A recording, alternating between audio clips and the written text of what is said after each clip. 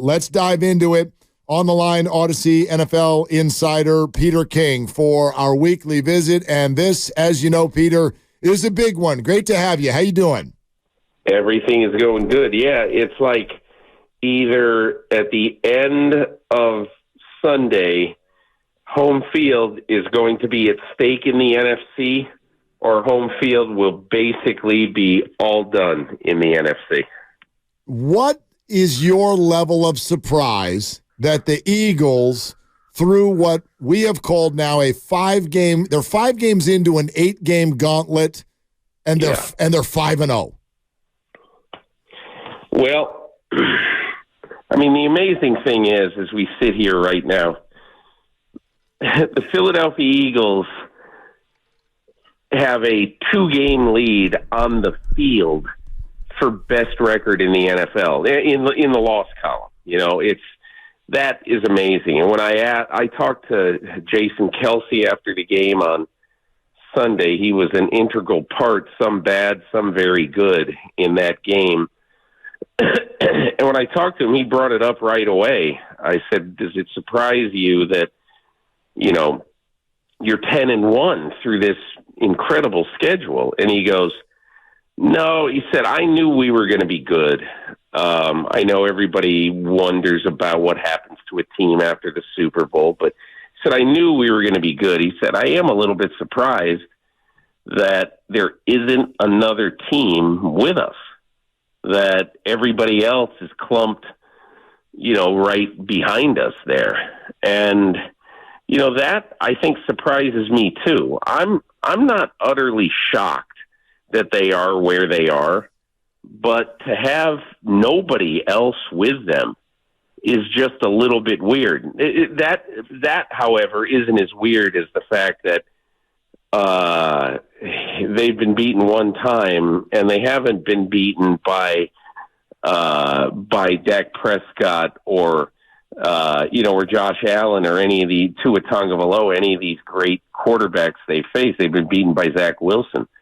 So it's another case of, I mean, just forget ever trying to figure out the NFL.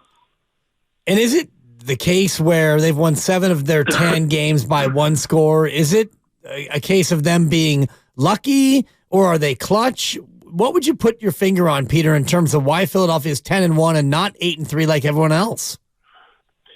Because, and look, everybody has some of those games at the end of the year. When you look back, say, how did we win that one? They happen to have 2 in a row.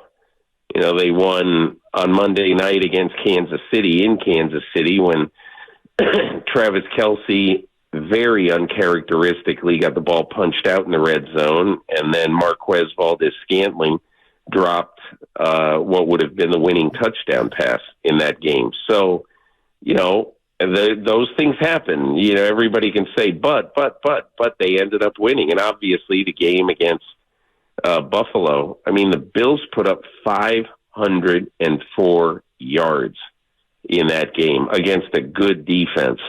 And I thought, I laugh sometimes at people being critical of Josh Allen. It's almost like a knee-jerk reaction now. If he throws one interception, well, he has failed mightily. He stinks. He's not as good as anybody. You know, he's a loser, all that stuff. I mean, look, let's face it, with Josh Allen, he was gigantic in this game. And I know that's not what we're talking about, but I realize sometimes that people come into some conversations and some arguments with preconceived notions. And if you come into the argument about the Bills and Josh Allen cost them the game with that one interception, look, Josh Allen put up 34 points and 504 yards against a top 5 defense in the NFL. So take all that other stuff and do something with it. Peter King is with us here on Willard and Dibs 95.7 The Game. So, Peter, I think we get the vibe, right? The Eagles have had some breaks, but obviously they're very good. Are you surprised that they're the underdog? I can't believe that. I can't believe that. I mean, that just seems so weird to me. And I've tried to figure out what it was. I was on with Chris Russo, Mad Dog, earlier, and he told me that. And I said, "Are you sure?" And he looked it up again. He goes, "Yeah. Philadelphia is a 3-point dog in this game." I look, other than, sometimes when you see that, you know what that is, you know why that is? It's because Vegas, and man, it's not Vegas anymore. It's everywhere, but they're trying to get other people to bet on the Eagles, obviously, because they must have a huge amount of money coming in on the Niners. So they want to draw the line a little bit closer to the equatorial zone, so to speak. But sometimes I look at those and I shake my head and I say that doesn't make any sense, and this would fall in that category. Is it because the odds makers have finally discovered what you and I and my partner Mark have discovered, Peter, about Brock Purdy, that turns out he's a decent little quarterback? I guess I must have worded this wrong, okay? but you know what I want to ask you? I want to ask you guys this question, okay? Because I thought I'm just going to read you this item from my column this week. I think if Brock Purdy can make a few more throws like this one, the perfect strike, 36 yards in the air, layered over one DB, threaded between two others, perhaps the most beautifully placed and timed throw of this football weekend. And of course, I'm referring to his touchdown to Brandon Ayuk. I said, if he can do that a little bit more, maybe he can dream of being a top 15 quarterback one day. He might even be able to be rated higher than Derek Carr or Geno Smith. And obviously, I was referring to the ratings in the Ringer that I wrote about, 6 weeks ago or whatever, saying that it's total insanity that Brock Purdy is somewhere in the 20s if you actually watch football games, and I looked the other day before I wrote this, and I think he was 21. And I just, shake my head. But I got about 6 or 7 emails to my column. Peter, how in the world can you think that maybe Brock Purdy can dream of being in the top 15? God, he's in the top 10 right now. What are you talking about? Right. And so I'm going to answer one of the questions in my column, and I said, it's sarcastic. But look, I think Brock Purdy, has shown this year through some bad too, because he had 3 games that were not great at all. But I think he's shown in how he played early in this season, particularly, in the Dallas game. If you look back, that was, I think, week 5. If you look back and just look at how well he was playing up to that point in the first 5 weeks, and then he has his slump, there's the bye, and you say, well, hey, maybe Brock Purdy is good, and he's going to be a good NFL starter, but he's not going to be anything really special. So, and then you see what happens when they go to Jacksonville. You see the throws that he makes against Tampa, and then you see that, to me, his throw of the year to Brandon Ayuk, basically in between, however you might define it, 3 or 4 defenders. And I just think at this point, and I don't mean this the way it's going to sound, but if you're not on the Brock Purdy bandwagon by now, I don't know what else really you need to see. And again, any great quarterback has to do it for a long period of time. That's number one. But any great quarterback really has to be able to withstand some crap. And he had a couple of moments, Cleveland, the Minnesota game, throwing picks, the game against Cincinnati, and he had some iffy days. But you've got to be able to have those kind of days and come back and be great again. And that's what Brock Purdy has done the last 3 weeks. Peter, I know you spoke to Jason Kelsey for your most recent article, and I wonder whether in that conversation or any other, Have you been able to figure out what it is they do with this brotherly shove thing and why it is so effective there as opposed to what other teams are doing? Well, I've talked to a couple of people who understand sort of the physics of this, and the two words that are used very often, number one is leverage. You know, sometimes I see players on defense leaping onto the pile, okay, from the other side of the line. That doesn't help because it doesn't do anything other than to take a ride when you've got like six people pushing in one direction. It really doesn't help. That's one thing. So leverage is one thing. The Eagles get so low to the ground. And a lot of defenses get low also.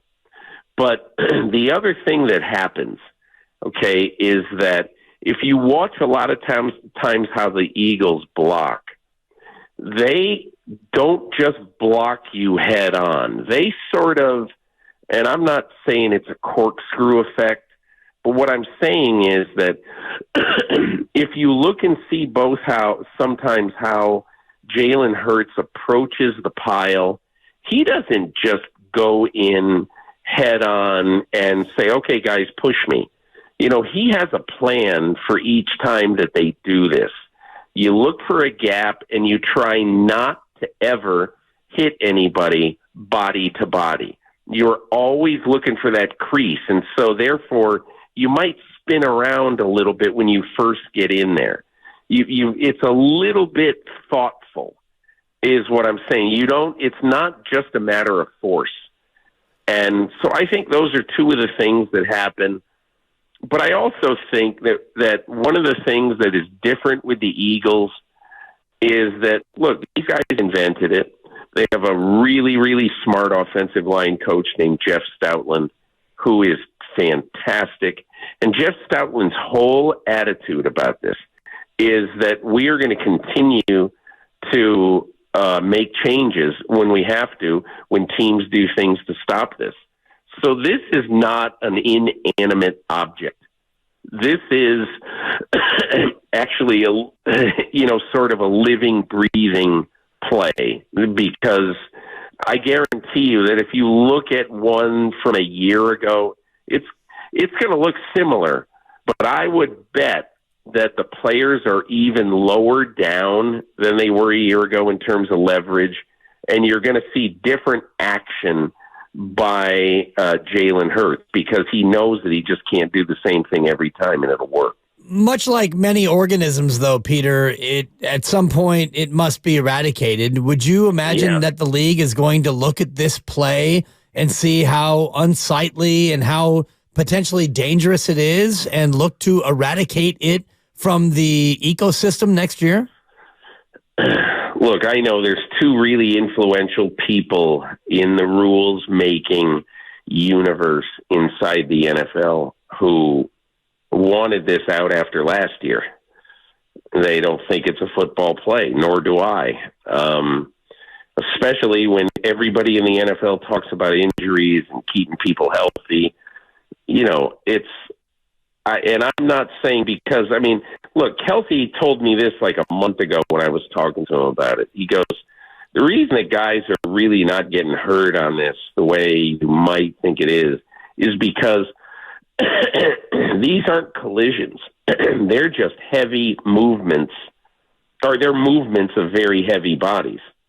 So, you know, it's more dangerous to maybe think about getting crushed than it is to have, you know, some major injury in there. And I know that sounds cavalier to say, but these guys understand, you know, how to position themselves so they can still breathe in this.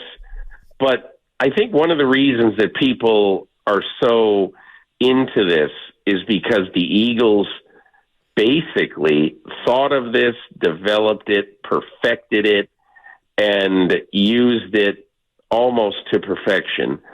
And And now I think a lot of people think, well, I might not love this play, but it was done by the rules. Guys are not getting hurt by it, at least now.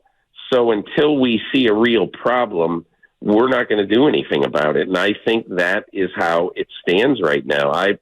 I'm not saying nothing is going to happen after the year, but I will not be surprised if there are no major injuries with this.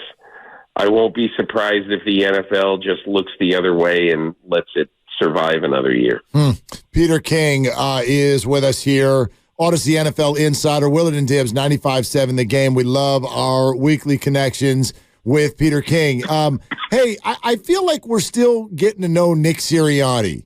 And in some ways, it feels like the second we heard the name, boom, he's already like with this elite squad going to the Super Bowl. Very brash, a little bit different than a lot of coaches around the league. What does the league think of him and his way? Well, last year, first of all, let's sort of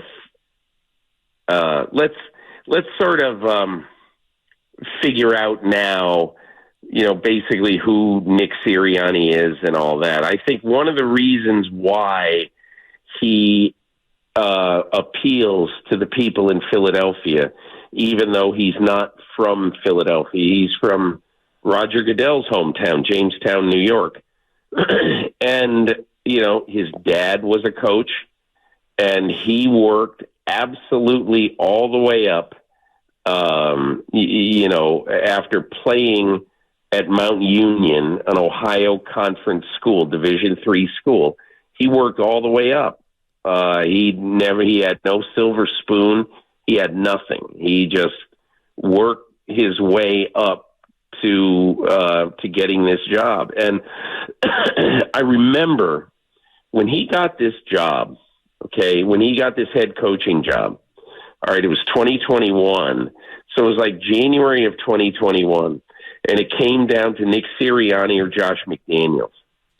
And they both had all-day interviews with Jeff Lurie, the owner of the Eagles, and with Howie Roseman, the GM. There might have been other people in the room, but those were the two main characters. So in January of that year, probably the first or second week of January, one day it was Josh McDaniels. The next day it was Nick Sirianni. And I think a lot of people thought, well, Josh McDaniels has made his penance now, and he's going to get this job. He's made his penance over failing in Denver and then going back on his word in Philadelphia in whatever year that was, 2018. So he deserves a shot, and they're going to give him a shot. And then they came out and they picked Nick Sirianni. Now, it was a shock, I think, to a lot of people in football, but I don't think it was a shock to people who really, really knew him well. Because think of this. All right, so he was Frank Reich's offensive coordinator in Indianapolis. The 3 years he worked as the OC there, he had a different starting quarterback every year.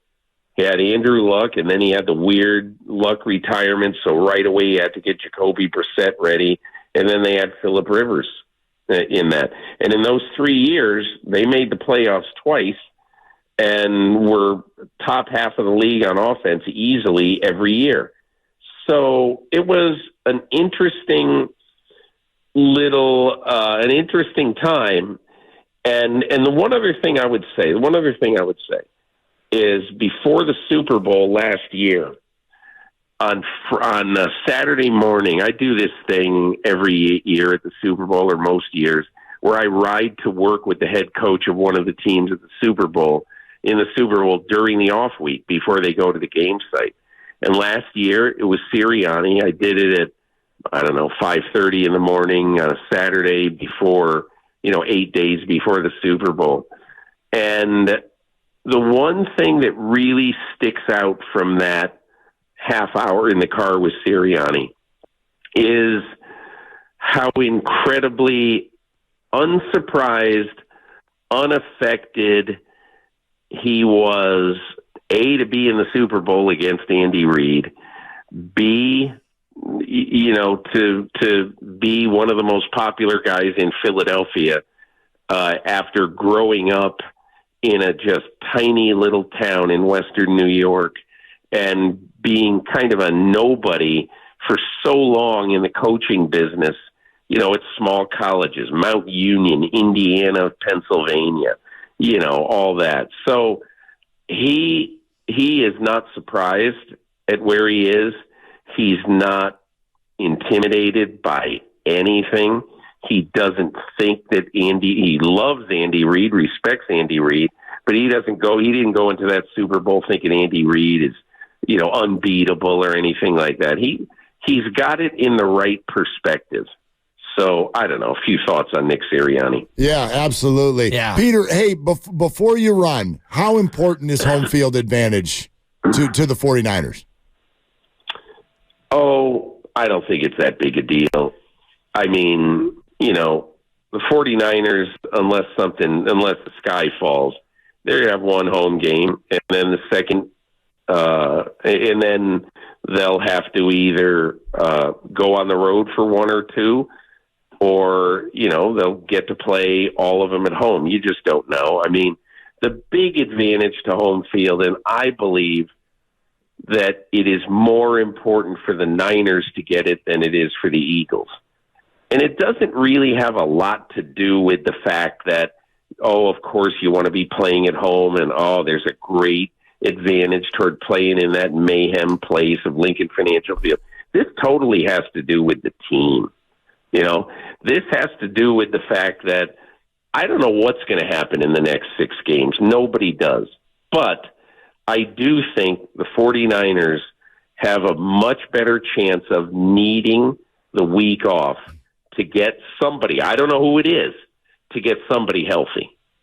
So that's why maybe more than one person, but,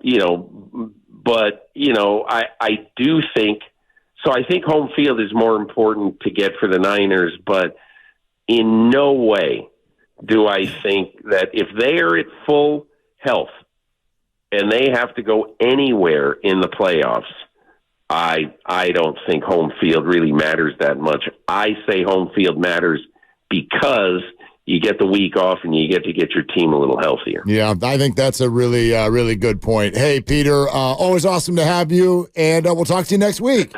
Sounds great, guys. Thank you. Thanks, Peter. There he goes. That is Odyssey NFL insider Peter